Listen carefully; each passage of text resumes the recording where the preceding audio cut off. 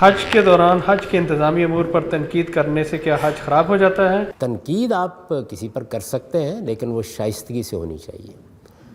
اللہ تعالیٰ نے ہم کو تنقید کے بھی آداب بتائے ہیں۔ میں نے آپ سے ابھی عرض کیا ہے کہ جب ہمیں کسی سے اختلاف ہو جائے تو یہ نہیں بتایا گیا کہ اس کے بعد آپ دشنام ترازی شروع کر دیں، گالی دینا شروع کر دیں، منہ میں کف بھر لیں، آستینیں چڑھا لیں۔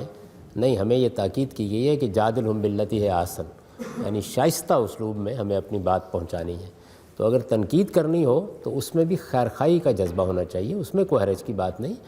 جدال سے منع کیا گیا ہے، یعنی حج میں اللہ تعالیٰ نے یہ کہا ہے کہ رفث نہیں ہونا چاہیے، یعنی شہوانی باتیں نہیں ہونی چاہیے، فسوق نہیں ہونا چاہیے، گالی دشنام۔ ابھی میں لاہور ایئرپورٹ پر تھا اور لاؤنج میں ایک اچھے کھاتے پیتے آدمی میرے بائیں طرف بیٹھے ہوئے تھے۔ آپ باور کیجئے، اس میں ادنا مبالغہ نہیں ہے، آدھ گھنٹے تک وہ ٹیلی فون پر بات کرتے رہے، اور کچھ دیر کے بعد مجھے خیال ہوا کہ اب میں توجہ کر کے سنتا ہوں کہ کیا کوئی جملہ گالی سے خالی ہے؟ خدا گواہ ایک بھی نہیں تھا، یعنی تقیہ کلام گویا۔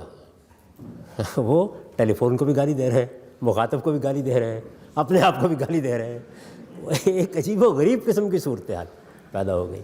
تو اللہ تعالیٰ کہتے ہیں کہ جب آپ حج کے لیے نکلے ہیں تو اپنی تربیت کریں، کیونکہ یہ ایک تربیتی سفر ہے، تو آپ تربیت کریں۔ اس میں لا رفث ولا فسوق ولا جدال، کوئی جھگڑا کرنے کی گنجائش نہیں ہے، کوئی اس طرح کی فضول بات کرنے کی گنجائش نہیں ہے۔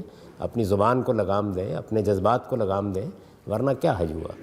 تو تنقید میں کوئی ہے، تنقید تو کسی کو اچھی توجہ دلانے کے لیے ہوتی ہے۔ تنقید ایک مثبت عمل ہے، یعنی اس میں گویا یہ بتایا جاتا ہے کہ جی یہاں کوئی غلطی ہو گئی ہے، اس کی اصلاح کر لیں۔